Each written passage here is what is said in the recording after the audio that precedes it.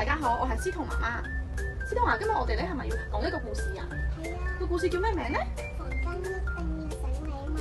哦，咁我哋一齊嚟睇下喎。好啊。威威眼咧，佢係非常唔愛乾淨。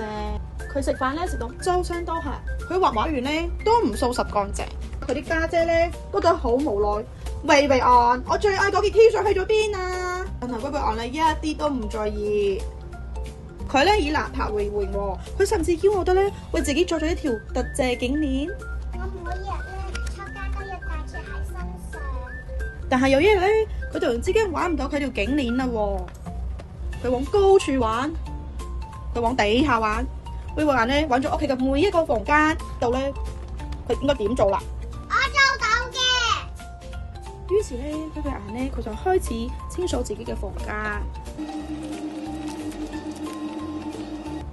當汗水咧滴入去威威眼嘅眼睛度，威威眼係咪打算放棄咧？威威眼繼續收拾。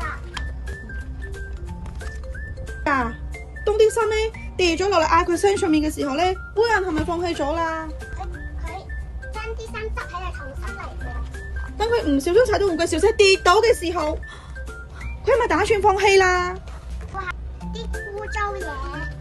成個下晝咧，威威都喺汗水、淚水同埋打掃中度過。哇！威威人終於打掃乾淨啦！我做到啦！威威人改變咗啦。雖然咧佢食飯都係會整啲有啲污糟，畫畫咧都係會整到成地都係顏料。只要你入到佢嘅房間，佢一定唔會整一團亂。今日嘅故事就到呢度啦，房間一定要整理乾淨啊！ OK，拜拜。